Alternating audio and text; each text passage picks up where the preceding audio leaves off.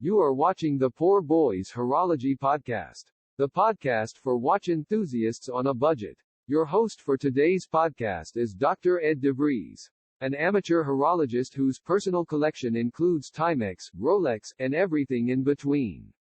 If you are interested in dive watches, dress watches, designer watches, military watches, automatic watches, hand-winding watches, quartz watches, or pocket watches, the Poor Boys Horology Podcast is about to become your favorite podcast. So click like and subscribe. Then sit back, relax, and enjoy today's episode of the Poor Boys Horology Podcast. All right, well, let's do a quick wristwatch check. I'm wearing my Sturmansky. This is the first watch that was ever in outer space, the Russian cosmonaut Yuri Gagarin. This was the watch that he wore. Of course, I'm not wearing the actual one that Yuri wore into space. That was the watch that he would have received when he graduated and received his pilot's license from the Russian flight school there in the Russian Air Force way back many decades ago. And I'm sure that watch is probably in a museum somewhere. But this is that same model of watch, that Sturmansky watch, that I'm wearing on my wrist. It's amazing how a watch of this age, I can still wind it every day, and it still keeps time. I've been wearing it for about a week now. Now, I will say that about a year and a half ago, I did have the movement serviced by a jeweler in Florida, and it's a hand-winding mechanical watch. But I love this watch. I don't wear it a whole lot, but for whatever reason, the other day I just felt like putting it on, and so I did. And so that's our wristwatch check for the day. For the last several months, those of you who are regular viewers to the Poor Boys Horology Podcast, you know that my good friend Jeff Cook has sent me a copy of his watch collection. And here's Jeff pictured here. He's at Universal Studios in Orlando, Florida, pictured next to the Mystery Machine there from Scooby-Doo. And you know that Jay Cook has been sending me pictures of watches, and I told him I would get to looking in his watch collection on an upcoming podcast. And so, Jeff, man, God bless you. I love you. I miss you. I really need to come up with an excuse to spend some time with you. We haven't seen each other in a little bit over a year now. And, wow, hard to believe that it's been that long. I remember we were sitting in Disney, in downtown Disney. I think they call it Disney Springs now. And we were sitting there at the restaurant a little over a year ago. And we were eating there and enjoying some fellowship. And, man, I wish we could do it again. Anyways, Jeff, I'm looking at your watch collection here. And we can see it up here on the screen. You know, there's some really high-end watches here. If you look, the bottom shelf, number 2, that is a Rolex Gmt.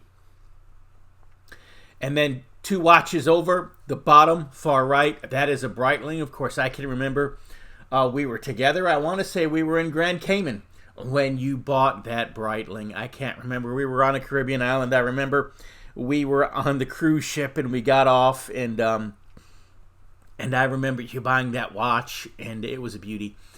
But so there's a Breitling there. There's a Rolex there. There's a couple of other Rolexes in Jeff's collection. Go ahead and show you this here next to the GMT. There is a Rolex Sea Dweller. That's the stainless steel model. And Jeff's wife got that for him for their 30th wedding anniversary. And so Jeff has some nice watches in his collection. But you'll also see here there's a Swatch. Up on the top row there are a couple of G-Shocks. There's a Casio dive watch.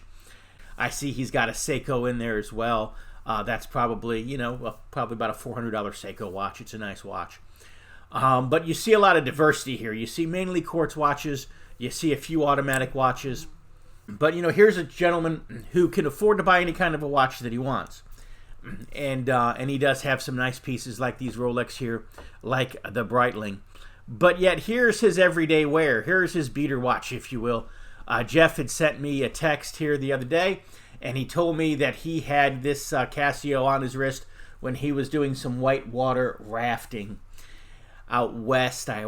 Somewhere they were on vacation, maybe Wyoming, and they were doing some whitewater rafting, and he said he lost one of the spring bars, one of the little pins that holds the band on. But because of the way a NATO strap is designed, even with that spring bar having popped, it stayed on his wrist. And it stayed on even in the intense environment and conditions of whitewater rafting. And that's exactly what the British Navy designed those NATO straps to do. And so the NATO strap did its job. And there's a couple of watches here that I want to point out. And the first, of course, is his everyday wear. And you see it here in the box on the bottom left. And here's a close-up of that watch.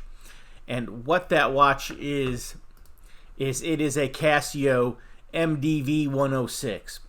And it's just basic. Walmart sells them for $64.88. I saw Jody over at Just One More Watch on his channel. He had reviewed this watch, gave it a great review, and he said that he got his for $42. I've seen them on eBay for as little as $30. I probably should have picked one up when I had that opportunity, and I passed on it because it was a quartz watch.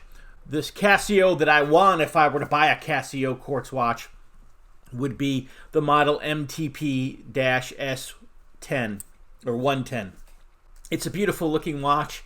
I know it gets some negative reviews because the bezel doesn't actually turn. It's really just there for looks. It's not really designed to be a dive watch. It only has 100 meters of water resistance, so you can swim in it, you could shower with it.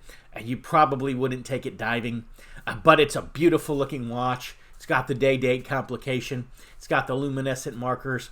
I really like what they've done here, how they've got the stainless hour marker with the gold or yellow minute marker and the yellow and black second hand. I think it gives us some nice contrast, especially with the blue dial and blue bezel. They do make this watch in a black model, and it's a sharp-looking watch as well, but I really want the blue one. And so maybe Jeff will get me one of these watches for Christmas and have it shipped to me, and that could be his thank you for reviewing his watch collection here on the channel. If somebody wanted to send me one of these watches, I would do a very detailed review of it, and this Casio might just become my everyday wear once I got my hands on one. I don't know. But it is solar powered, and that's why I prefer it to Jeff's everyday wear, which is the MDV 106, because I like the solar power of the MTP-S110. It's got the polished stainless steel. It's just a beautiful watch. I believe it's a very functional watch for what it is. Again, it's not a dive watch. It's just made to look like one. I don't know, Jeff and I got in a conversation about this watch several months ago, and it's just been rolling in the back of my mind ever since. And one of these days, maybe I'll pull the trigger and pick one of these up. I'm looking at it right now on Amazon Prime. As you can see here, it's $105, and that includes shipping.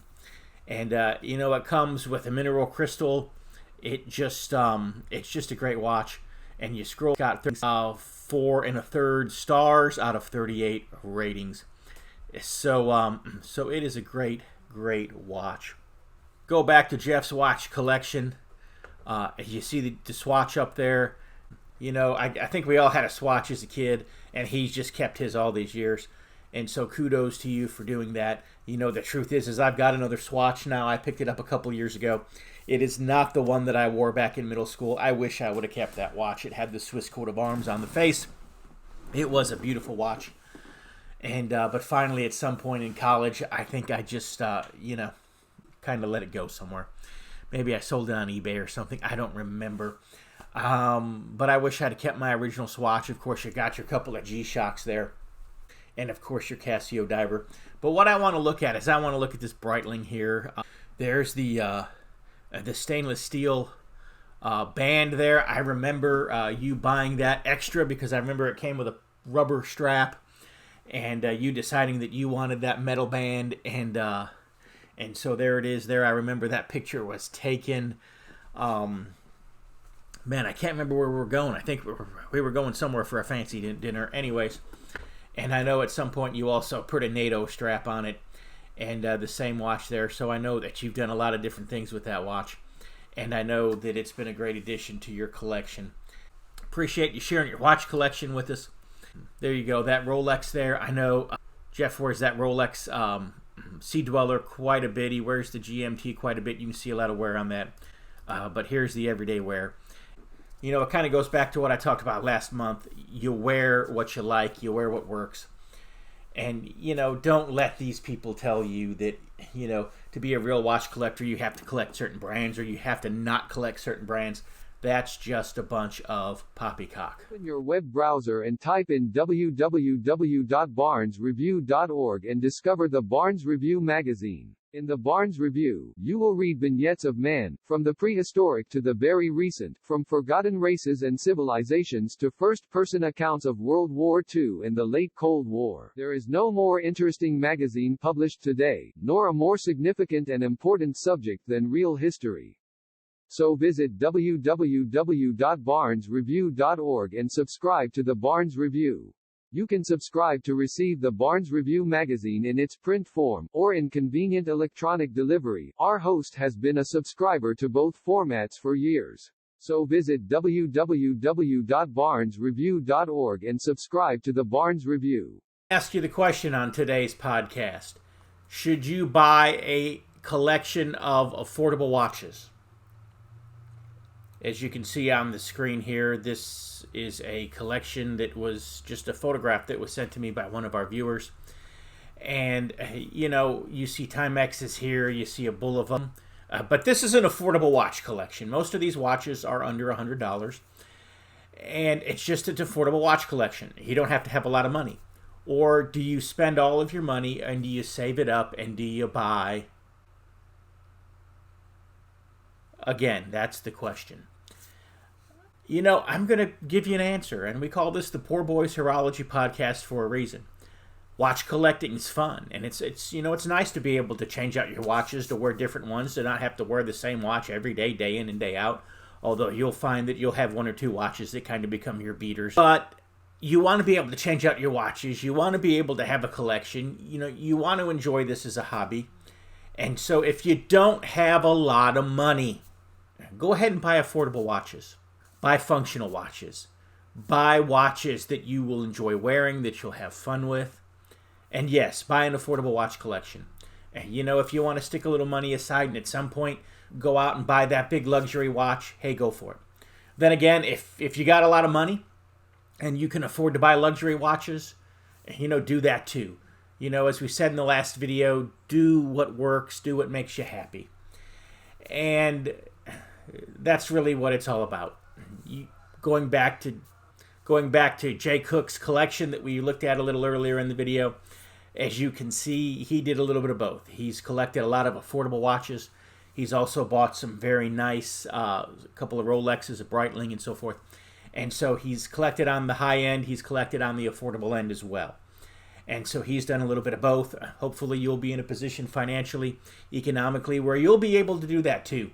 But if you have to choose between having a collection of affordable watches and having just one really nice expensive watch, I would pick the collection of affordable watches. I'll say this, if you put it all into one nice expensive watch, you know, you're not going to wear that to change the oil in your car. You're not going to wear that to work every day unless maybe, you know, you work in an office or something.